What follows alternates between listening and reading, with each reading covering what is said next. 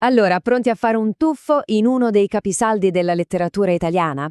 Parliamo dei Promessi Sposi di Alessandro Manzoni. Ma dimentichiamoci per un attimo i banchi di scuola. Qui l'idea è costruire una guida rapida, un modo per entrare nel suo mondo, capire chi sono i personaggi, quali sono i conflitti e cosa lo rende, ancora oggi, un'opera incredibile. Bene, guardate qui. Siamo in Lombardia, tra il 1628 e il 1630. Immaginatevi un paesaggio che toglie il fiato, bellissimo, ma allo stesso tempo teso. È una terra sotto il dominio spagnolo, piena di conflitti. Ed è proprio qui, in questo scenario un po' contrastante, che Manzoni ambienta la sua storia. Una storia che parla di amore, certo, ma anche di potere e di fede, in un'epoca decisamente turbolenta.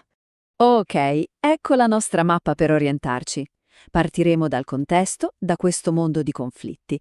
Poi vedremo da vicino i protagonisti, la loro storia d'amore ostacolata, subito dopo gli antagonisti, cioè chi mette loro i bastoni tra le ruote. Passeremo poi agli aiutanti e alle altre figure chiave e infine ci tufferemo nel caos di Milano, tra tumulti e peste.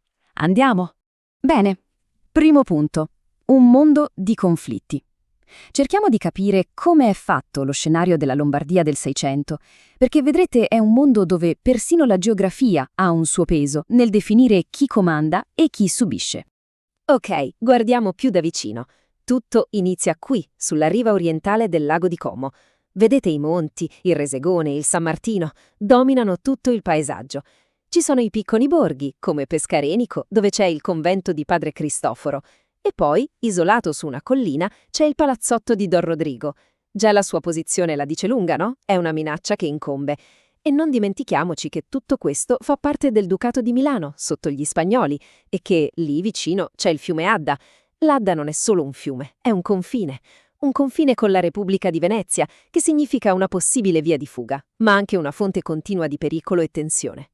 E in mezzo a tutto questo scenario cosa troviamo? Una storia d'amore. Una storia semplicissima ma potentissima che viene bloccata sul nascere dall'ingiustizia e dall'arroganza di chi ha il potere. Conosciamoli meglio. Lui è Renzo Tramaglino, un bravo ragazzo, un onesto filatore di seta. Ha un forte senso della giustizia ed è proprio questo che lo spinge ad agire, a non arrendersi. Il problema, a volte è un po' troppo impulsivo e questa sua caratteristica, diciamo così, lo metterà in un bel po' di guai. E lei è Lucia Mondella, una giovane con una fede incrollabile e una purezza d'animo quasi disarmante. In un mondo così corrotto, lei è una sorta di luce. Ma c'è un ma. È proprio questa sua virtù, questa sua innocenza, ad attirare su di sé le attenzioni peggiori. Ok, abbiamo Renzo e Lucia, che si vogliono sposare. E allora, chi è che glielo impedisce? È arrivato il momento di guardare in faccia i cattivi della storia, i volti arroganti del potere. Eccoli qua, i due principali ostacoli. Da una parte abbiamo l'autorità prepotente, Don Rodrigo, un signorotto locale che impedisce il matrimonio per un capriccio, per una scommessa. Puro abuso di potere. Dall'altra parte, forse ancora più subdola, c'è l'autorità codarda, Don Abbondio, il prete. Lui dovrebbe celebrare le nozze, ma ha troppa paura. Manzoni lo descrive come un vaso di terracotta in mezzo a tanti vasi di ferro. E questa immagine rende benissimo l'idea, no? La prepotenza di uno si regge sulla paura e sulla viltà dell'altro. È un sistema che si autoalimenta. Ma Don Rodrigo non agisce da solo, ovviamente. Ha i suoi strumenti. Ci sono i bravi, i suoi scagnozzi che seminano il terrore, guidati dal fedelissimo Griso. Poi c'è la legge, o meglio chi la legge la manipola, il dottor Azzeccagarbugli, un avvocato che è bravissimo a trovare cavilli per aiutare i potenti e fregare i poveri. E il potere non si ferma a livello locale, arriva fino a Milano, con il conte Zio, un parente influente che sa come muoversi negli intrighi della politica. Insomma, una vera e propria rete che rende la giustizia un miraggio. Per fortuna però, Renzo e Lucia non sono completamente soli in questo mondo. Sul loro cammino incontrano persone, figure chiave, che rappresentano un po' l'universo morale del romanzo. Personaggi che ci parlano di fede, di peccato, ma anche e soprattutto di redenzione. Il primo è lui, Padre Cristoforo, un frate cappuccino che si spende anima e corpo per i poveri. Ma attenzione, il suo passato è complesso. Era un nobile, un uomo d'onore, che in un duello ha ucciso un altro uomo. Quel gesto ha cambiato la sua vita per sempre. Si è fatto frate per espiare quella colpa e ora dedica ogni sua energia a difendere i deboli. È un uomo che lotta contro l'ingiustizia perché l'ha conosciuta da vicino. E poi c'è questo personaggio incredibile, l'Innominato, un signore della guerra talmente potente e temuto che la gente non ha nemmeno il coraggio di pronunciare il suo nome. È il male assoluto, o così sembra, ma quando rapisce Lucia per conto di Don Rodrigo succede qualcosa. L'innocenza e la fede di lei scatenano in lui una crisi di coscienza devastante che lo porterà a una conversione totale. È la dimostrazione che, per Manzoni, la possibilità di cambiare, di redimersi, esiste per tutti. E infine Gertrude, la signora di Monza.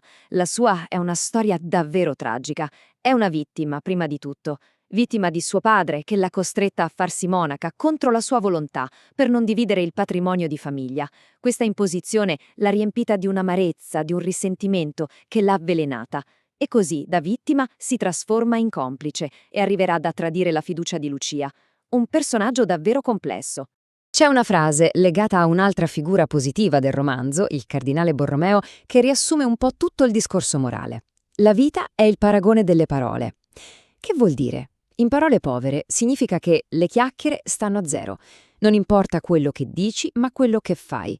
Sono le azioni che contano, le scelte concrete. Ed è questo che fa tutta la differenza del mondo tra un padre Cristoforo, che agisce, e un Don Abbondio, che si nasconde dietro le parole. Fino ad ora abbiamo parlato delle vicende personali dei nostri personaggi, ma a un certo punto la loro storia si incrocia, o meglio si scontra con la grande storia, quella con la S maiuscola.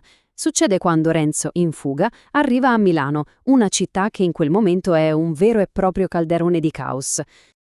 E il percorso di Renzo a Milano è una vera e propria odissea nel caos.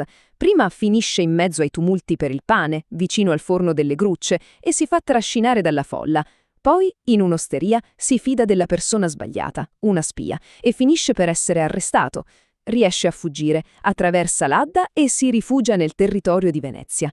Ma non è finita, perché poi a Milano ci tornerà, nel momento peggiore, durante la peste, per cercare Lucia nel lazzaretto. Perché a un certo punto la situazione precipita.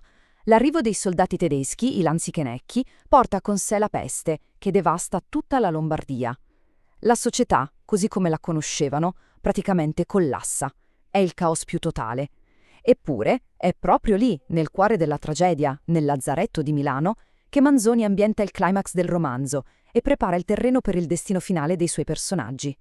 Insomma, alla fine I Promessi Sposi ci racconta una storia del Seicento, una storia che parla di potere, di fede, di giustizia, o meglio, di ingiustizia.